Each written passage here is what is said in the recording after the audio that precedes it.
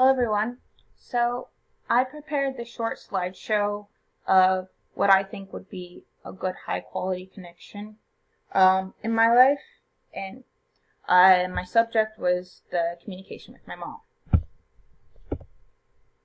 So my desired outcomes for this experiment is to develop better communication with my mom and utilize this experiment as a reference to help me boost my communication skills. Now, I prepared two short audios of me asking my mom some topics I feel that would relate to this experiment. So we'll listen to the first one. What do you think is the most important qualities in having a good, high-quality relationship with your child? I would say the most important things are having healthy boundaries, making sure that, the parent has their role and respects the boundaries of the child, but the child also respects the boundaries of the parent. And also, I think it's important to have a positive, encouraging relationship between the parent and the child on both sides. Now, the parent should be the one that sets that example first, and the child learns how to do that with the parent and in life with other relationships. And also, having a healthy independence, but also knowing when to ask for help. Not being too overly independent to where they're too afraid to ask for help, but willing to ask others for help if they absolutely need it. And I also think it's important for a parent to teach a child to not just look at their own needs, but look at the needs of others around them, and having that healthy balance of trying to take care of themselves before they expect others to take care of them, but also to recognize that there's others in this world that need help. And so I think that's, what a healthy relationship should start out between parent and child. So how I can elaborate with that is I agree definitely with what she said, that there should be healthy boundaries with parents and their college age students, or just any age group in general. I think that basically we kids or adult children like myself, we should learn to ask for help and learn to listen, like as the video that I watched in the modules, the power of listening, that reference to hang on, I'm going to share the power of listening from the TED Talk from William Ury. He explains that we as people, we just need to sit down and listen to, there's a one-on-one, we should, slow down sometimes, pause, and listen to what the other party is saying. He also explains in his TED Talk that he sits down with the president of Russia, I think his name is Chavez,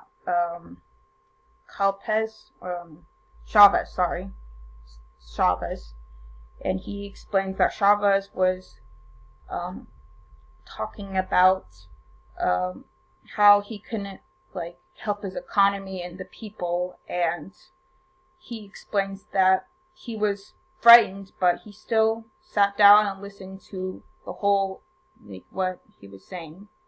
And I think the fact that he could do that was, I as a person have trouble myself listening, and I over talk sometimes, and I was surprised that he could listen and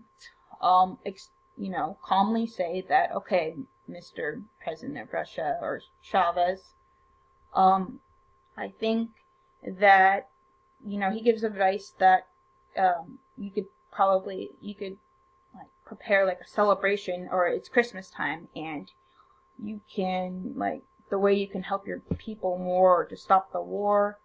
And he responded, like he took it in and he said, okay, that works. Like, thank you. And he, I think that just, like, it touched me that the power of listening really, is a powerful thing in general. But anyways, going back to the slideshow. Let's go back to where we were at. So, we already got to this one. So the research I did, basically, because of developmental changes and age-related variations in developmental schisms, the tensions that parents and adult children report may also vary by adult children's age. For example, families with older adult children may experience less intense tensions due to increase in child's autonomy. As adult children gain employment and start new relationships, parents may feel less concerned about their adult children's lack of independence. Having less contact as children grow older may also lead to less intense tensions. I chose this quote because I can really relate to this personally. Because, yes, our relationship, our communication has changed a lot, and the fact that as a child, our communication was very strained, and I couldn't understand my mom half the time, as like most kids. But let me go back to one slide. This next, I had my mom explain a scenario that I feel like that would highlight her positivity towards our communication. So let me play this right here. Okay, so explain a scenario where you felt like our connection and our time together was the most precious to you and that you value the most. Oops. Sorry. Well, in a weird way, I feel like we have a stronger connection due to my recent breast cancer diagnosis.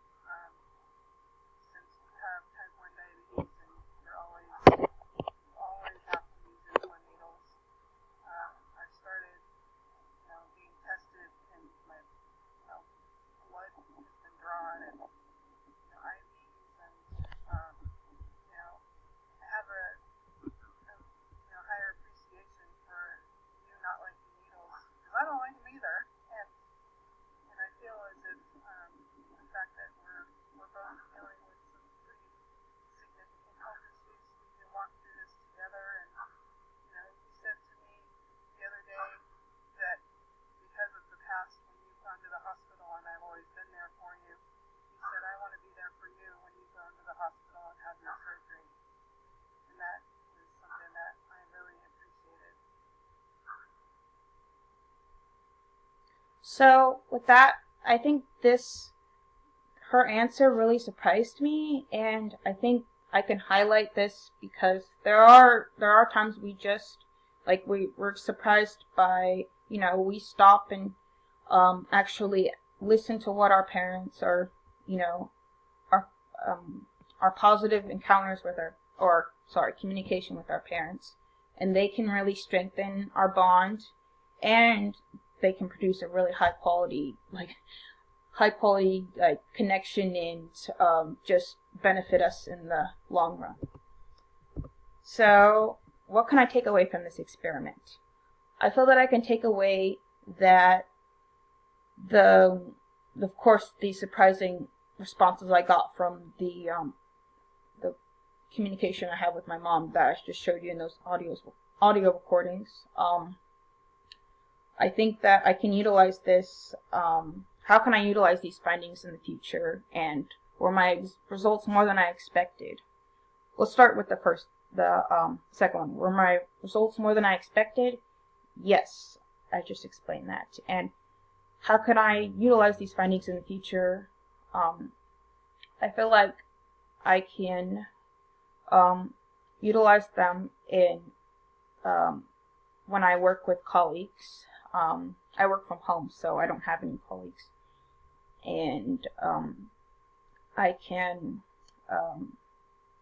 in the community, I can try to, stop and listen, like I referenced to earlier with William Ury, how he talked with the Russian president. I think that that type of communication